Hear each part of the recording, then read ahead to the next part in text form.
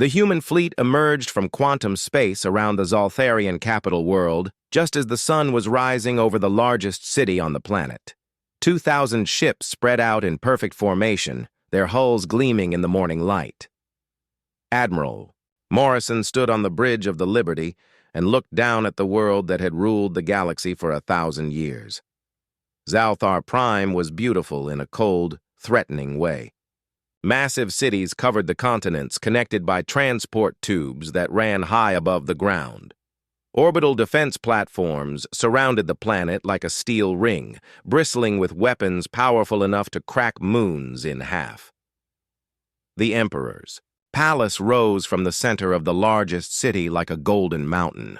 This was the heart of the empire that had enslaved 47 worlds. This was where the orders had come from to conquer and oppress billions of innocent beings. This was where Emperor Zalthek sat on his throne and decided which species would live and which would die. Today, it would all end. The orbital defense platforms opened fire as soon as the human ships came within range. Massive energy beams reached across space like the fingers of an angry god. Missile swarms launched from hidden bays, their warheads designed to vaporize entire fleets. The Zaltharians were using every weapon they had to protect their homeworld. Captain Hughes led the assault on the defense platforms, while Admiral Morrison coordinated the overall attack. The Vengeance and her sister ships danced between the alien weapons, their adaptive shields turning deadly beams into harmless light. Human railguns returned fire with pinpoint accuracy, targeting the weak points that Dr. Sullivan's analysis teams had identified. The battle raged for 6 hours as human forces systematically destroyed the orbital defenses. Each platform that fell weakened the overall defense network. The Zaltharians fought with desperate courage, knowing that their world's survival depended on stopping the human fleet. But their weapons and tactics were no match for humanity's superior technology. Commander Martinez commanded the ships that broke through the orbital defenses to attack targets on the planet's surface.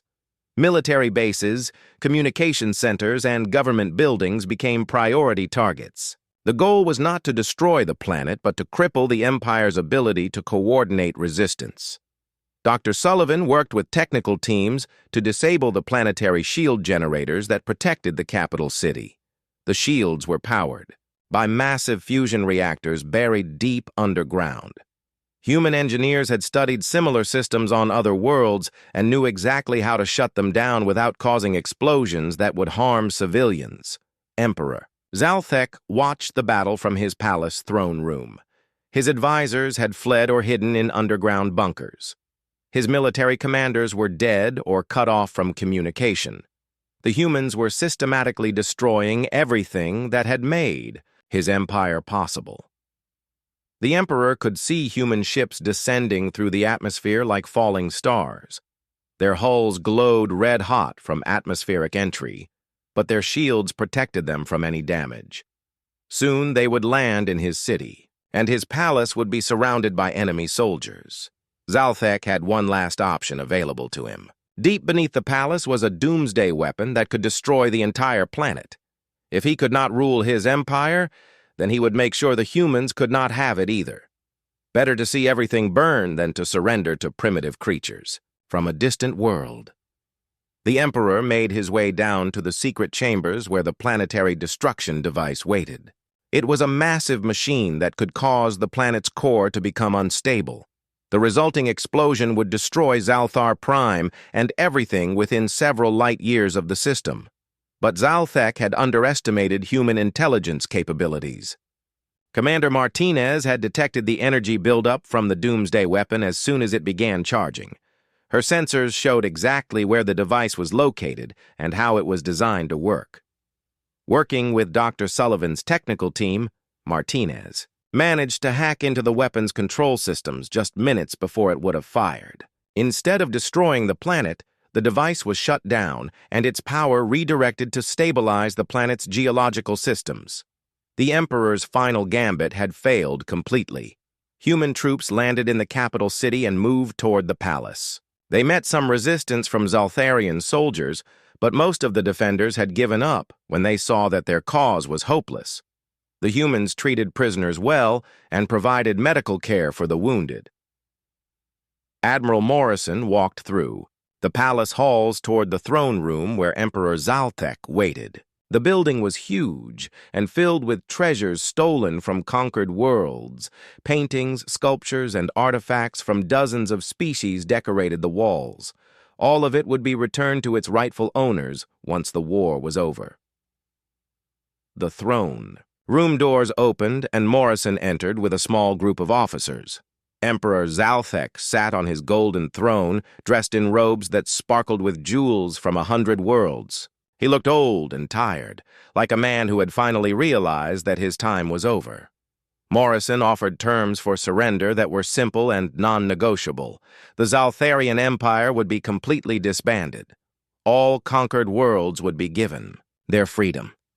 Reparations would be paid to species that had been enslaved or oppressed. Democratic governments would be established on all former Empire territory. Emperor Zaltek signed the surrender documents with hands that shook from age and defeat. He knew that his empire was finished and that the galaxy would never again bow to Zaltharian rule. The age of tyranny was ending, and something new and better would take its place. The human fleet departed Zalthar Prime a week later, leaving behind a small garrison to help with the transition to democratic government. Admiral Morrison felt proud of what his forces had accomplished, but also sad about the cost of victory. 12 human ships had been lost during the campaign, and nearly 3,000 people had died fighting for freedom. Commander Martinez established memorial services for the fallen on every liberated world. The humans who had died in the war were honored as heroes who had given their lives to free billions of innocent beings.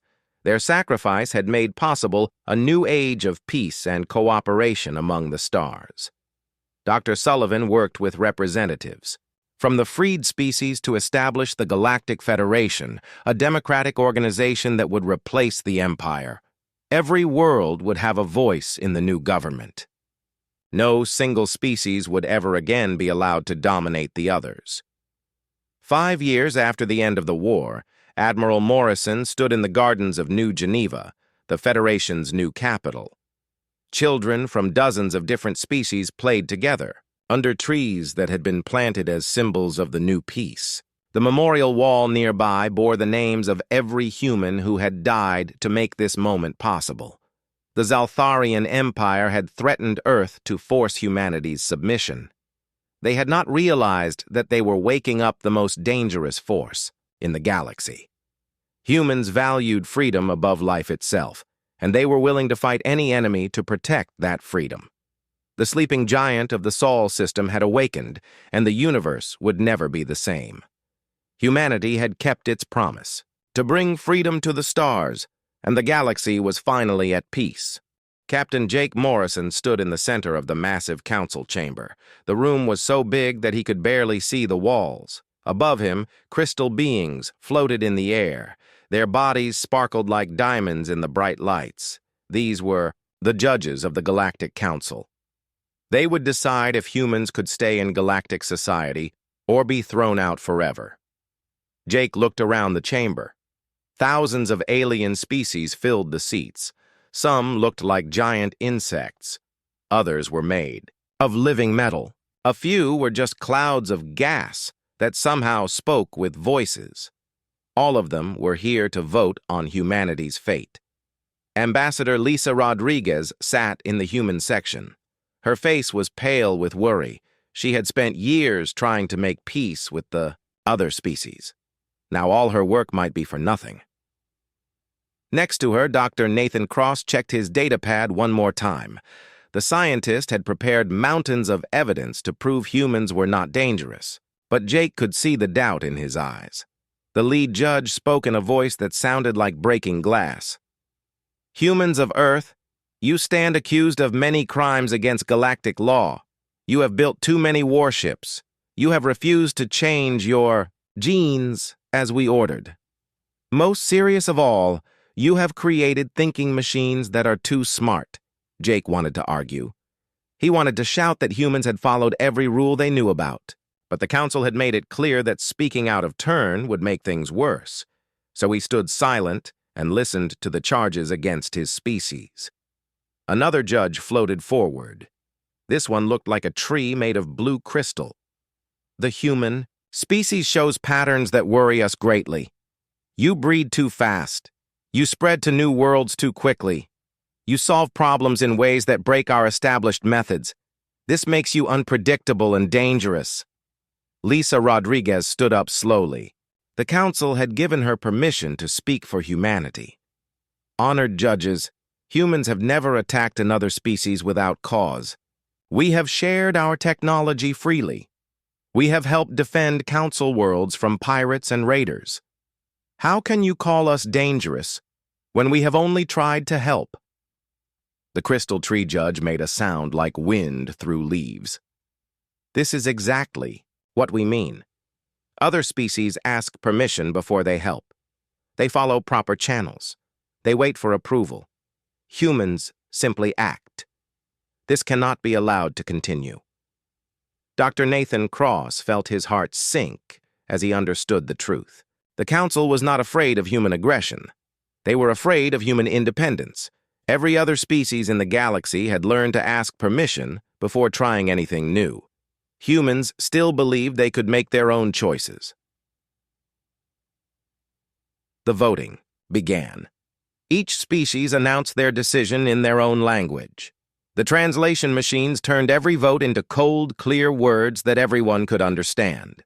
Jake watched the numbers climb on the display screen. 734 species voted to expel humanity from the Galactic Council. Only 12 voted to let them stay. The lead judge spoke again. The decision is final. Humanity is expelled from galactic society. You have 1 standard year to remove all human presence from Council space. All trade agreements are canceled. All technology sharing is ended. All diplomatic protection is removed.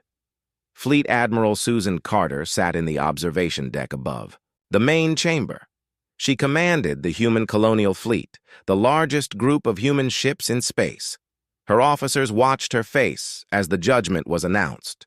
They expected to see anger or sadness. Instead, they saw something that surprised them. Susan Carter was smiling. "Admiral?" asked Captain Rick Stone, her second in command. "What are your orders?" Susan stood up and looked out at the vast space. Station around them. Millions of aliens lived and worked here. They thought they had just solved a problem by getting rid of the humans. They had no idea what they had really done. "Send a message to all human ships and colonies," Susan said. "Tell them to prepare for immediate departure from Council space. We're leaving, but this is not the end of our story. It's the beginning of something much bigger." Jake Morrison received the message as he walked back to his ship. The corridors of the Council station seemed longer now. Aliens who had been friendly before now looked away when they saw him. Some pointed and whispered to their companions. The word had already spread. Humans were outcasts now. But as Jake reached his ship, he found his crew waiting for him with determined faces. Lieutenant Ben Parker, his engineer, spoke for all of them. "Captain, where are we going?" Jake looked at his crew. These were good. People who had served the galaxy faithfully. They deserved better than exile. But maybe exile was exactly what humanity needed. "We're going beyond the edge of Council space," Jake said. "We're going to find out what's really out there in the galaxy. And we're going to show these aliens what humans can really do when nobody is telling us what we can't do." The evacuation began immediately. 12 billion humans lived in Council space. They had built cities on 100 worlds. They had created trade networks that connected thousands of star systems. Now all of that had to be abandoned. But something strange happened as the human ships gathered for departure. Other species began to watch them with new interest. The Altarians had always admired human engineering. The Vega colonists had worked closely with human farmers. Even some council members began to wonder if they had made the right choice. Dr. Nathan Cross stood on the bridge of the science vessel Discovery as it prepared to leave the council's central system. Through the windows, he could see the great space stations and orbital cities that represented galactic civilization. Soon, humans would be banned from all of this. "Doctor," said his assistant, Dr. Amy Foster, "I've been thinking about what the council said, about us being too adaptable and unpredictable. What if that's not a weakness? What if that's our greatest strength?" Nathan nodded slowly. The council species had all evolved on safe, stable worlds. They had learned to follow rules and avoid risks. But humans came from Earth, a planet that had tried to kill them with ice ages, volcanoes, diseases, and countless other disasters. Humans had survived by adapting, by refusing to give up, by finding new solutions to impossible problems. "You're right, Amy," Nathan said. "The council thinks they're punishing us, but they're actually setting us free." The last human ship left council space exactly 1 year after the vote. Behind them, they left empty cities and abandoned stations. Ahead of them lay the unknown regions of the galaxy that the council had never dared to explore. Admiral Susan Carter stood on the bridge of her flagship as the fleet jumped to hyperspace. Her officers waited for her final words about their exile. "They think casting us out will make us disappear," she said. "They have no idea that they just gave us the greatest gift possible. They gave us freedom. Now let's show the galaxy what free humans can accomplish." The fleet vanished into the darkness between stars, carrying with them the seeds of something that would change the galaxy forever. 5 years had passed since the human fleet left council space. The great ships drifted through the empty regions between star systems like a city that had lost its home. 12 billion people lived in those ships now, making their lives in metal, corridors and artificial gardens far from any planet. Engineer Ben Parker crawled through the maintenance tunnels of the colony ship New Terra. The ship was falling apart piece by piece. Without access to council suppliers, they could not get replacement parts for the advanced systems. The fusion reactor was running at 60% power. The water recyclers kept breaking down. Even the lights flickered more often now. "Ben, we need you in engineering," came a voice through his radio. It was Dr. Amy Foster, who had become the ship's chief medical officer. "The hospital's life support system just failed again." Ben sighed and changed direction in the tunnel. This was the 4th time this week. The council had designed all their technology to need constant updates and new parts. It was their way of keeping member species dependent on them. Now that humans were cut off from that supply chain, everything was breaking down. When Ben reached the hospital, he found Amy trying to keep 20 patients alive with backup systems. The main life support computer had crashed again, and the backup was not strong enough to handle the load. "Can you fix it?" Amy asked, wiping sweat from her forehead. Ben looked at the complex council technology. It was designed to be repaired only by certified technicians using approved parts, but humans did not have access to either of those things anymore. "I can't fix it the right way," Ben said, "but maybe I can fix it the human way." He started pulling apart the machine, ignoring the warning labels and safety protocols. Amy watched in amazement as Ben began connecting wires in ways that the original designers never intended.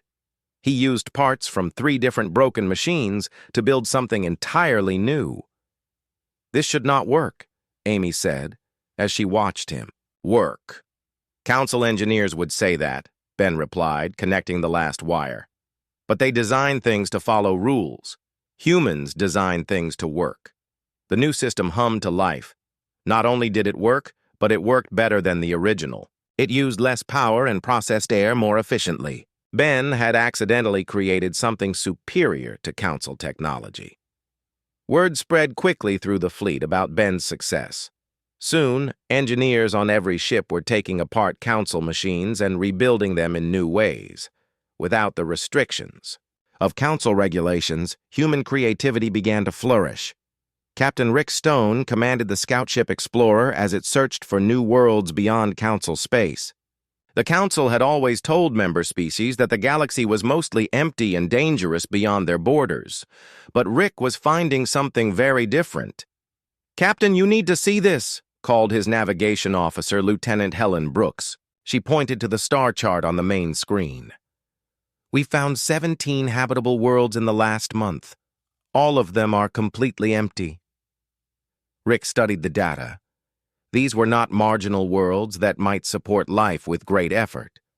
These were garden worlds with perfect atmospheres and rich resources. The Council could have colonized any of them easily, but they had never even sent survey ships to this region. Why would they ignore all of this? Helen asked. Rick was beginning to understand. The Council preferred to keep their member species close together, where they could be controlled. They had no interest in expansion or exploration. They wanted stability and predictability, not growth and discovery. Send a message to Admiral Carter, Rick ordered. Tell her we found something she needs to see. Back on the flagship, Admiral Susan Carter studied the reports from her scout ships. They had found not just habitable worlds, but entire regions of space rich with resources that the Council had never touched. Asteroid belts full of rare metals, gas giants perfect for fuel harvesting, empty space where humans could build whatever they wanted without asking permission from anyone. Admiral, said her science officer, Dr. Kevin Mills, I think we need to consider the possibility that the Council deliberately kept these regions secret. They told us the galaxy was crowded and dangerous to prevent exploration. Susan nodded.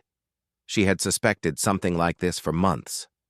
The Council maintained their control by convincing member species that they needed protection and guidance.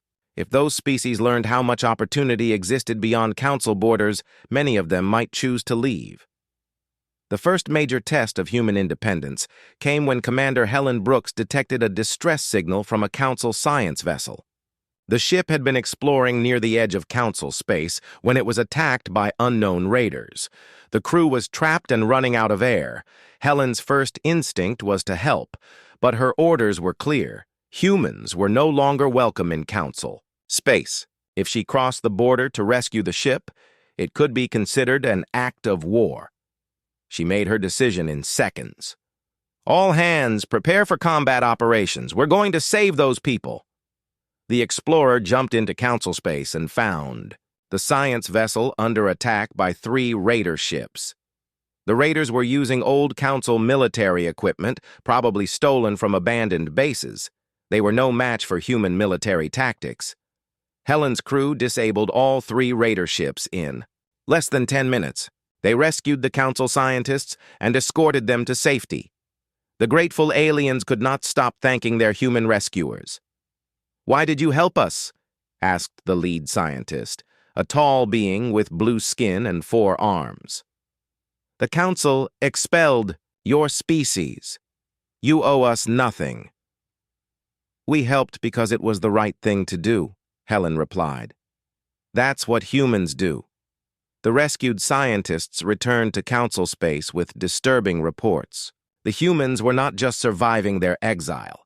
They were thriving. Their ships were faster than before. Their technology was advancing in new directions.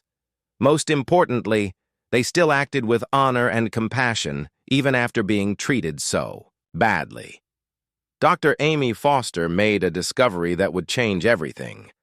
While treating radiation sickness from a damaged reactor, she noticed something strange in the blood samples of affected crew members. Their bodies were adapting to the radiation, faster than should have been possible. She ran more tests and found the same pattern everywhere. Humans exposed to low gravity were developing stronger bones. Those working in high-stress environments were showing improved reflexes and mental processing. The exile was triggering evolutionary changes that normally took thousands of years. Amy, this is incredible, said Dr. Nathan Cross when she showed him the data. It's like our bodies know we're in survival mode and are adapting to help us succeed. It's more than that, Amy replied. The stress of exile has activated dormant genetic sequences. We're becoming more than we were before. The changes were not just physical.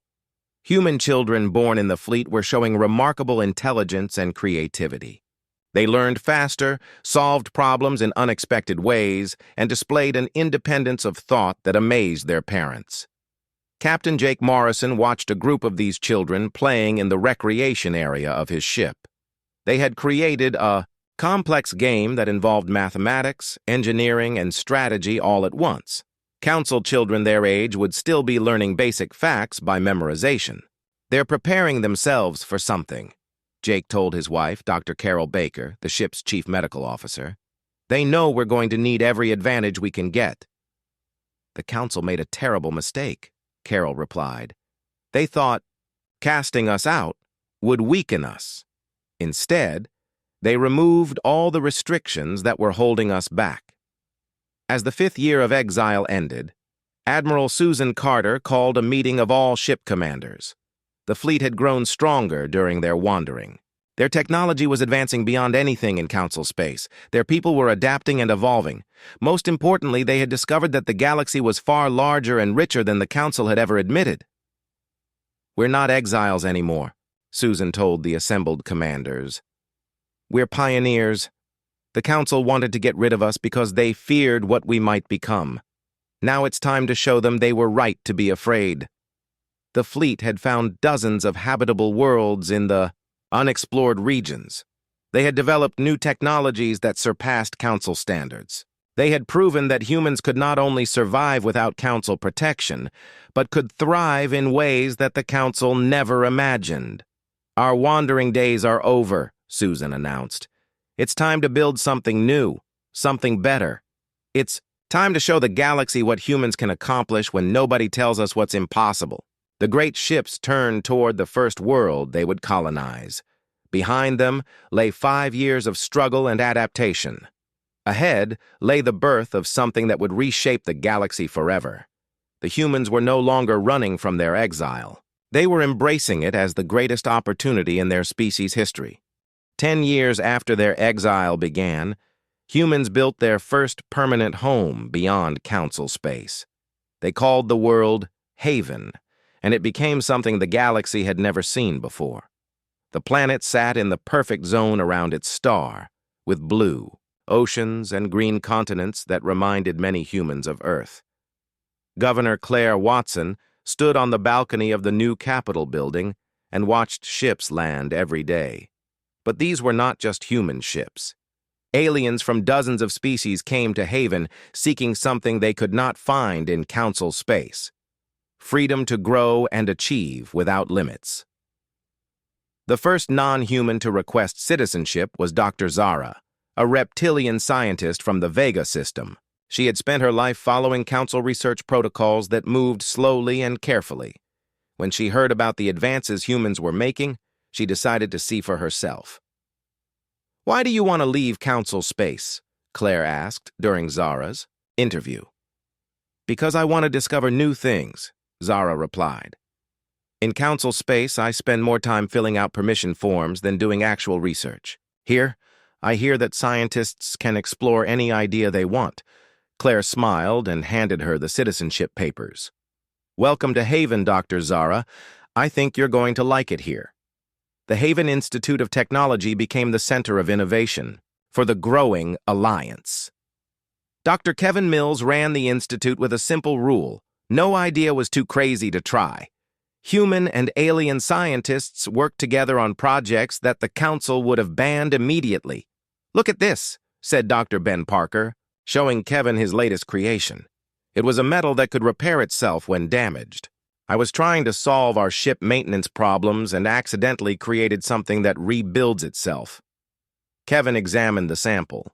The metal had been cut in half, but the two pieces were slowly growing back together. "How does it work?" "I'm not entirely sure," Ben admitted. "I combined human engineering with some ideas Dr. Zara had about crystal growth. It should not work according to Council science, but it works perfectly." This was happening throughout the Institute. When humans stopped following Council rules about what was possible, they discovered that many impossible things were actually quite easy. The key was being willing to try new approaches instead of sticking to approved methods. General Patricia Gray commanded the Haven Defense Force with ships and tactics that amazed military observers throughout the galaxy. Instead of building massive battleships like the Council, humans focused on speed and flexibility. Our ships can go from one side of the system to the other in minutes, she explained to a group of new alien recruits. Council ships are powerful, but they're slow and predictable. They follow standard attack patterns that we can counter easily. The alien recruits came from species that had grown tired of Council military service. In Council space, military officers spent years learning regulations and procedures.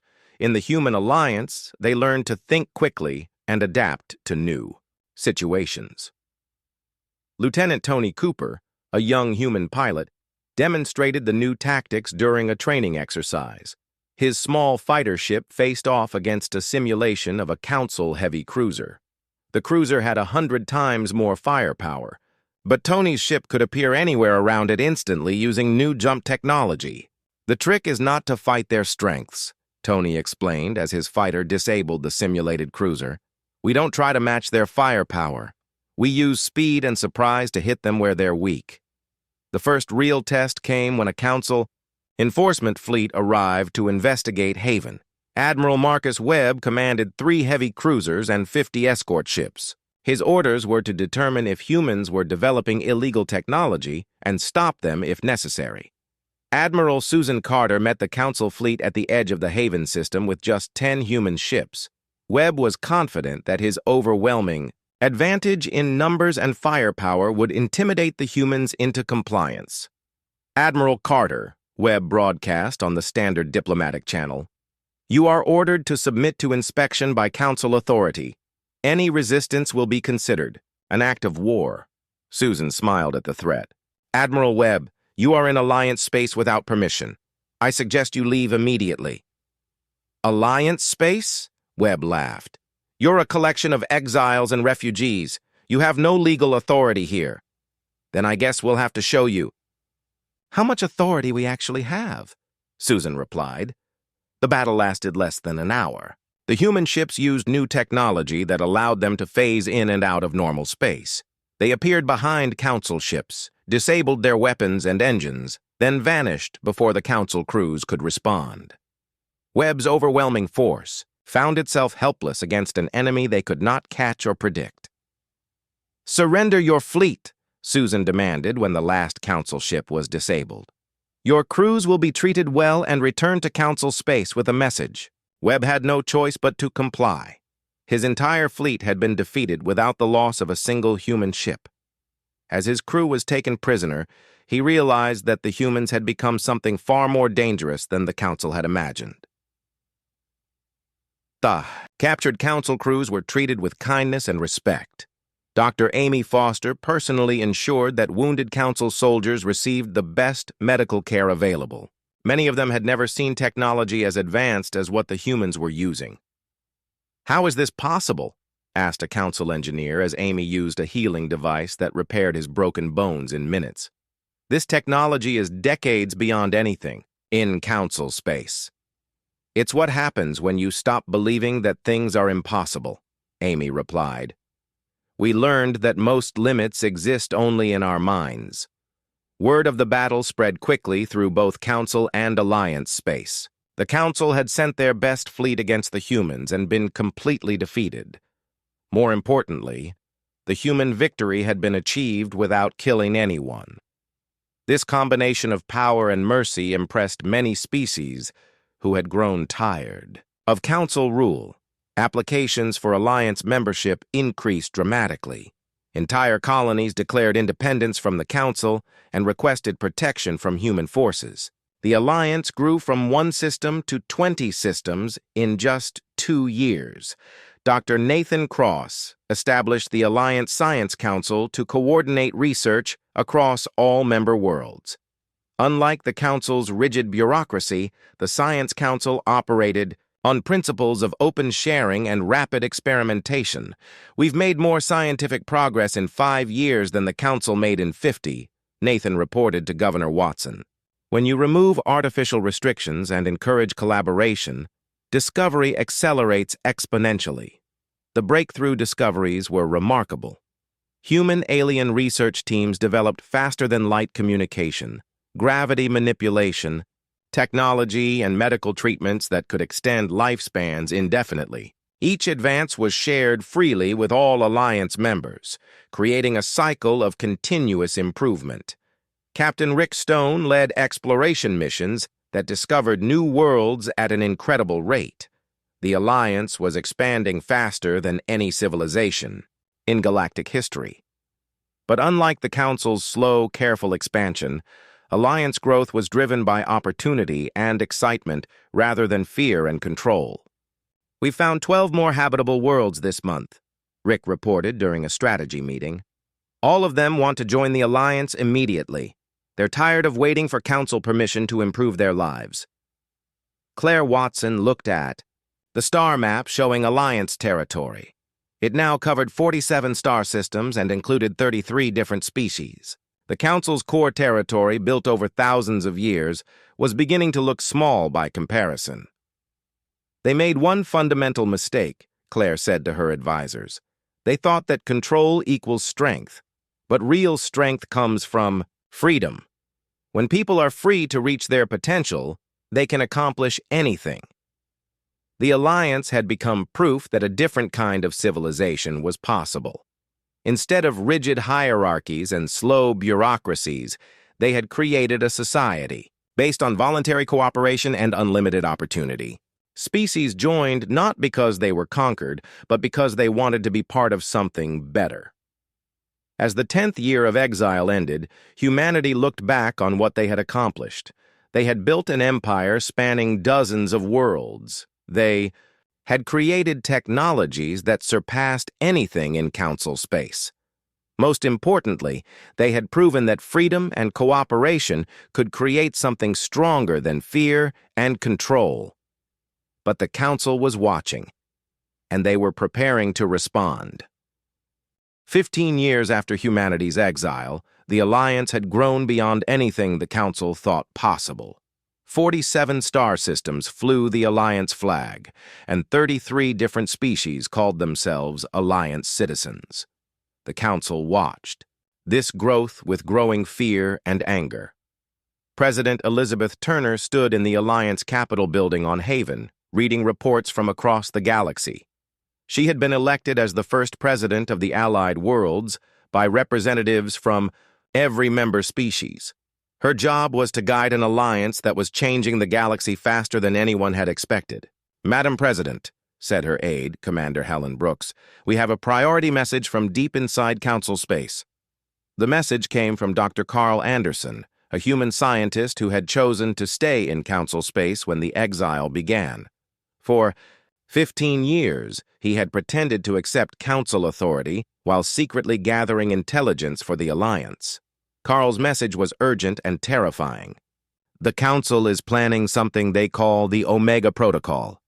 They're building weapons that can destroy entire star systems by making stars explode. They plan to use these weapons to wipe out all Alliance worlds at the same time.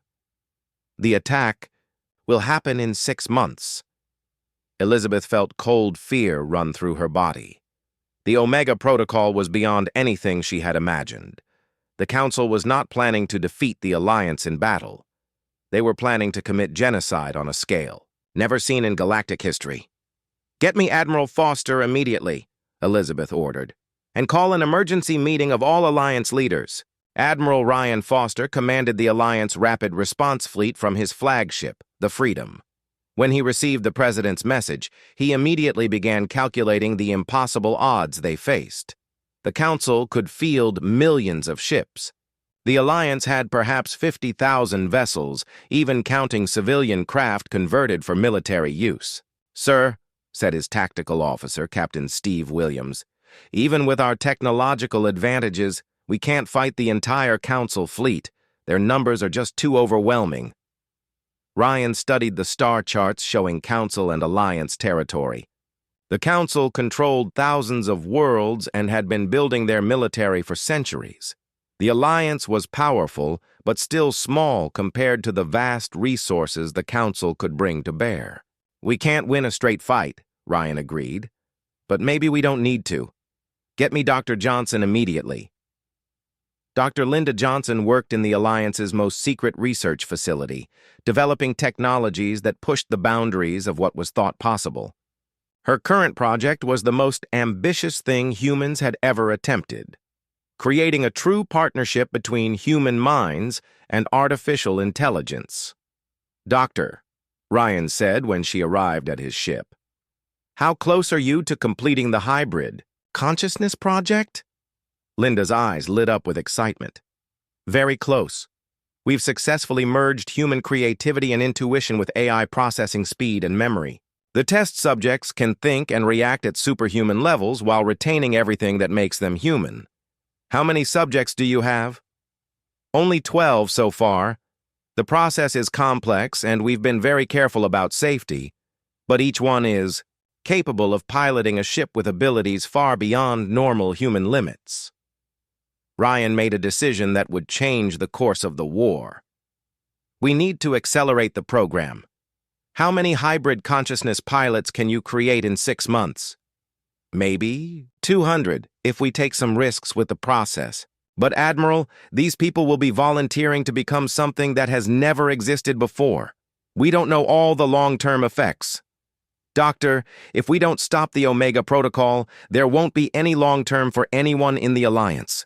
We need every advantage we can get." The volunteer program began immediately. Pilots from every Alliance species stepped forward to undergo the hybrid consciousness process.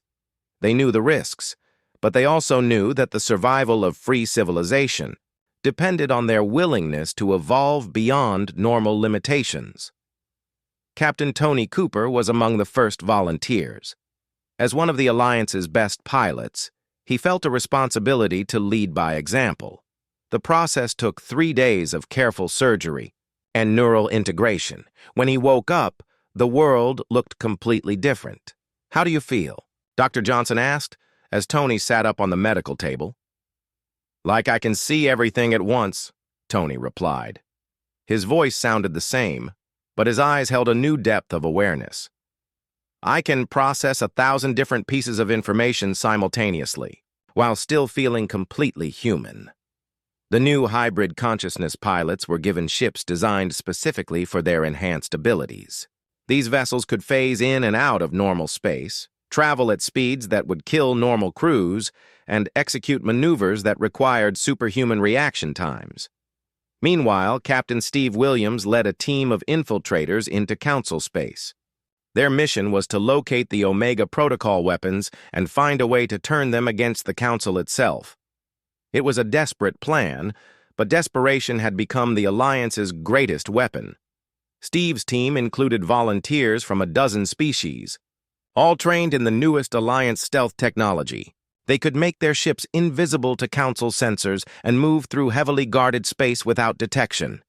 "Remember," Steve told his team as they prepared to enter Council territory, "we're not just trying to stop the Omega Protocol. We're trying to save both the Alliance and the Council from the biggest mistake in galactic history."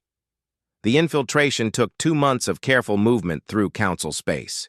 Steve's team discovered that the Omega Protocol weapons were built into space stations orbiting the Council's most important worlds. The irony was terrible.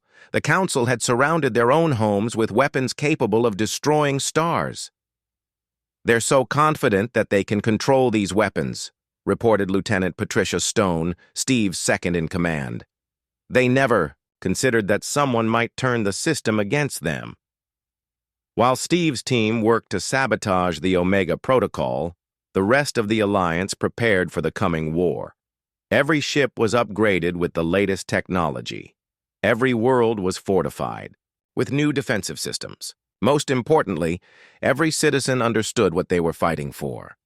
Dr. Amy Foster, now the Alliance's chief medical officer, worked to ensure that wounded soldiers could be healed quickly and returned to battle. Her medical technology had advanced far beyond anything in Council space, giving Alliance forces a crucial advantage in extended conflicts.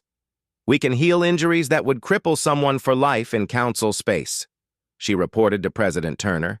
"Our soldiers know that even if they're badly hurt, they can be completely restored. That gives them courage to take risks that Council forces would never attempt." The Council's war fleet began moving toward Alliance space 4 months after Carl Anderson's warning. It was the largest military force ever assembled in galactic history. Millions of ships organized into thousands of battle groups, all commanded by the Council's most experienced admirals. Admiral Webb, who had been defeated by the humans years earlier, commanded one of the Council's main assault fleets. He had spent years planning his revenge against the species that had humiliated him. This time he was confident that overwhelming numbers would guarantee victory. The humans think their technology makes them superior, Webb told his officers. But technology means nothing when you're outnumbered 1,000 to 1. We'll crush them through sheer weight of numbers. But the Council had not accounted for the changes that 15 years of freedom had created in humanity and their allies. The Alliance was no longer a collection of exiles and refugees. They had become something entirely new, a civilization based on unlimited potential rather than artificial limits. President Turner made a broadcast to every Alliance world as the Council fleet approached. 15 years ago, they cast us out because they feared what we might become. Now they're coming to destroy us because we've exceeded their worst nightmares. But they made one fatal mistake. They gave us the freedom to evolve beyond their ability to comprehend or control. The hybrid consciousness pilots prepared for battle in ships that seemed to blur the line between technology and magic. Each pilot was connected to their vessel in ways that made them faster and more capable than anything the Council could field. Admiral Ryan Foster looked at the tactical display showing millions of Council ships approaching Alliance space. Numbers were overwhelming, but he no longer feared them. The Alliance had become something that could not be measured by simple mathematics. All ships, Ryan broadcast to the Alliance fleet. Remember what we're fighting for. We're not just defending our worlds. We're defending the right of every intelligent being to reach their full potential. The Council thinks they can crush that dream with superior numbers. Let's show them how wrong they are. The greatest war in galactic history was about to begin, and the outcome would determine whether the galaxy would remain trapped in stagnation or embrace unlimited possibility.